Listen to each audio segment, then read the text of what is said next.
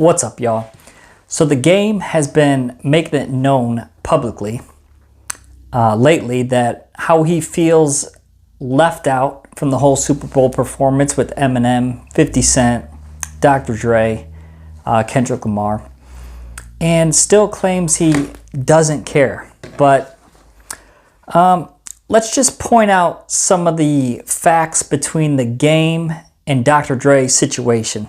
And on a side note, I'm not biased. I grew up on Game just like everybody else. But real quick, before we do that, guys, hit the like button and make sure you're subscribed. And it lets me know if you like these type of videos. All right, so I made about 7 or 8 bullet points that kind of outline Game's whole career with shady aftermath. Okay, so in 2002. Dr. Dre signed the Game. Didn't put him out right then and there.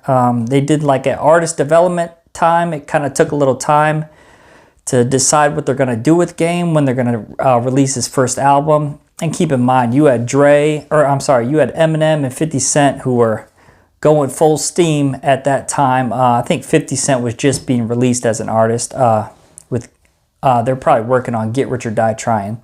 And a fun fact, the Game is actually in the background of the 50 Cent In the Club video. You see him with a black bandana on, white t-shirt. He's dancing with a girl. And I'll even show that video or that picture right here. All right, y'all.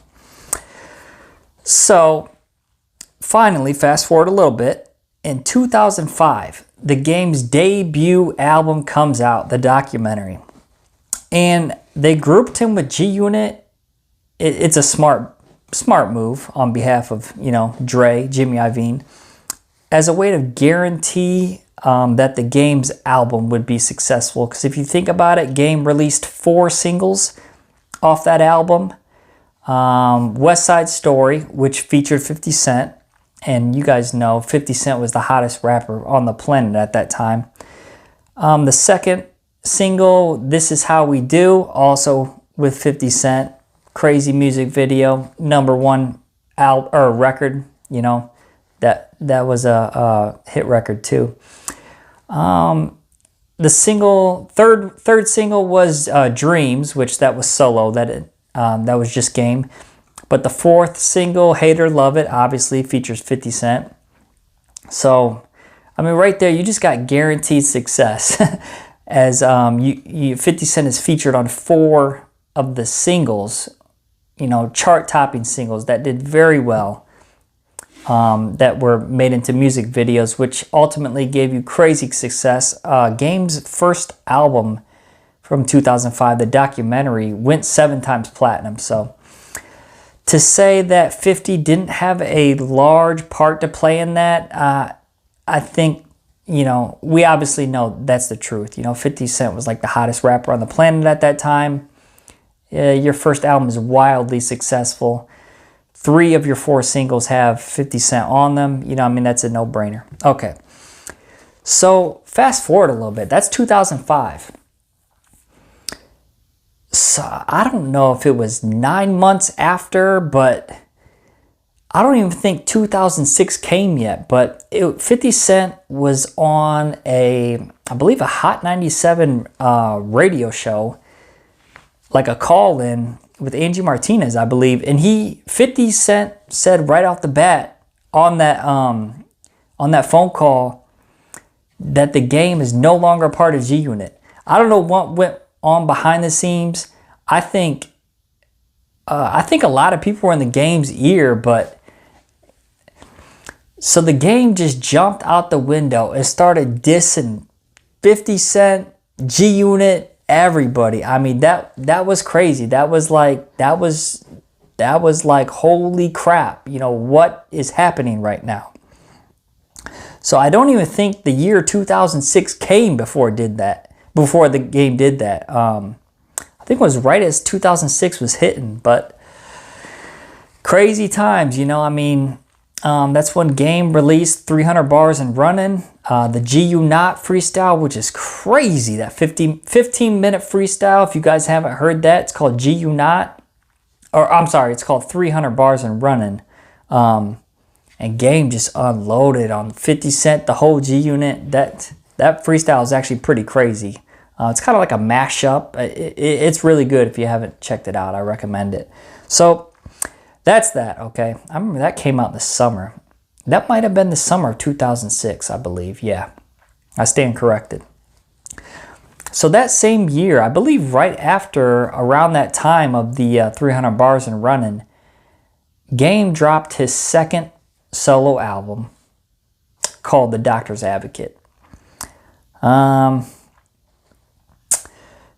was still on Aftermath, believe it or not. You know, that's really odd, but you know, you're not going to drop, Jimmy Iovine and Dre aren't going to drop a artist from the label who is generating a lot of money. I mean, that's the music business for you.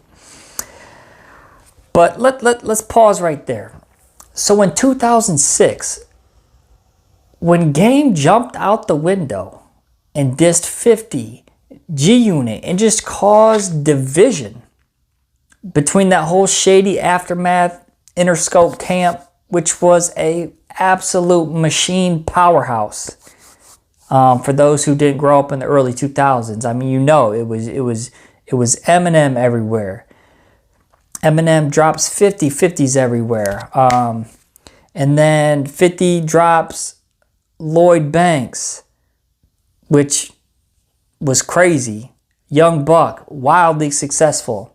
And in the same time, you had a G Unit album. You had Eminem dropping Obi Trice, who was very successful. You know, his first album's classic. You had Eminem dropping D12. So, I mean, Game just basically threw a wrench in this whole, and just fucked up the whole chemistry of the whole, you know, the shady Aftermath family. You know, it's crazy. I mean, that's when you kind of started to see, that was a pivotal moment when you started to see Game's character, his true colors. And we'll get into more of that right now. So yeah, I mean, that was just a real snake move. And don't get me wrong, Game, you had your little 15 seconds of fame where you did the shock, the awe factor, where you dissed G Unit. You know, I mean, that's just like that's like Eminem jumping out the window and dissing Dre all of a sudden out of left field, making a diss track against Dre. You know, that shit should not happen, dude. Like, Dre took you off the street, embraced you, set you up for success, gave you a rap career, linked you up with the hottest rappers on the planet at that time, which was like strapping a rocket launcher on your back to shoot you to the top, your career-wise, you know? So, just an absolute snake move, you know? All right, so the Game's second album was successful. Still on Aftermath. Some people think it's some of his best work. I don't personally like the whole album. I thought his first album was better. But all right, y'all, let's keep it moving. So in 2008, the Game released his third album, 2008, called LAX, and that was actually on Geffen Records. So he's no longer on Interscope Aftermath. And I'll be honest, that was a really good album. I mean, I'm not sure if you guys had it. Game's album, third album, LAX in 2008 was a really good album. I mean, honestly, there was like no skips on that whole album. That whole album from front to back, seriously, is like every song is really good. And I'll give it to Game. Even though I don't like his character and who he is, he can make good music. And that's really when he cemented his feet in the rap game and looked like, yo, I'm here on my own. He had that song Lil Wayne on that album, My Life, which was, you know, that song was played everywhere that whole summer. So don't get me wrong, like, Game held it down. His third album, on his own. So I'll give him that. I mean, he can rap his ass off. He's good at making music. So, and as time would go on, Game would have, he keeps his success going in the rap game. But here I'm really, in this video, we're pointing out kind of Game's, I don't know, his true colors, his character. Like, so fast forward a little bit to a couple years ago. Game gets left out of the Super Bowl performance. You know, it was a family affair. Snoop, Dre, 50, M, and obviously the new guy on the roster, Kendrick Lamar, which I believe he's actually signed to Aftermath. So big Aftermath family, shady Aftermath family at the Super Bowl. So Game's throwing a fit now, saying, "Oh, I felt left out. I felt left out." He goes on Drink Champs. He gets hammered drunk off liquor. He's chugging the bottle of liquor. And that's when he first made the statement, "Oh, I felt left out. I felt left out from the Super Bowl." Okay. So let's pause right there. Let's see. Let me check my notes here. So, on that same Drink Champs interview, the Game says, "Kanye West has done more for me than Dr. Dre." What? I mean, come on, that's a blasphemous statement, you know. That just shows Game's true colors right there. But let's just ask yourself, Game, why do you think Dre, M, you know, Snoop, 50, why would they want you right there with them on the Super Bowl, on the main stage?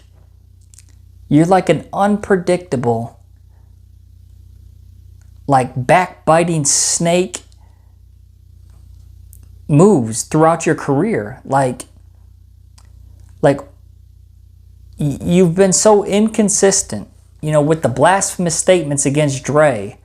You've released a diss track against Eminem, who blessed you with a feature on your first album. So, I mean, your character and your back and forth, you know, it's almost childish. You do so many crazy things, jumping out the window. I mean, dissing Dre is like biting the hand that feeds you, you know? Like, why would you come out your mouth sideways talking about Dre? He's done nothing but embrace you and shows you love and set you up for success.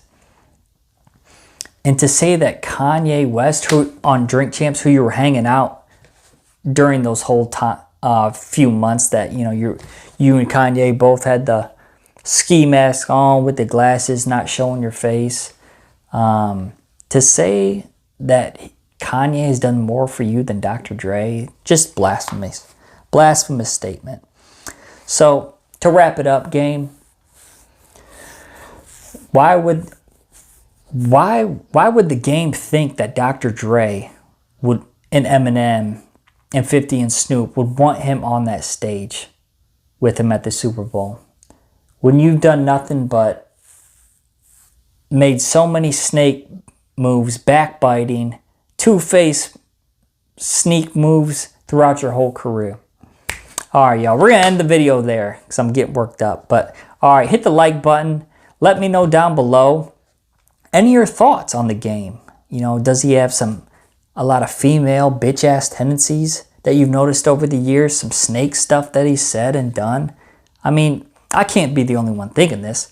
Let me know down below what you guys think. Point out some things maybe I missed or maybe I, you know, didn't cross my mind. And any video recommendations down below, and hit the like button and subscribe, and I'll see you next time.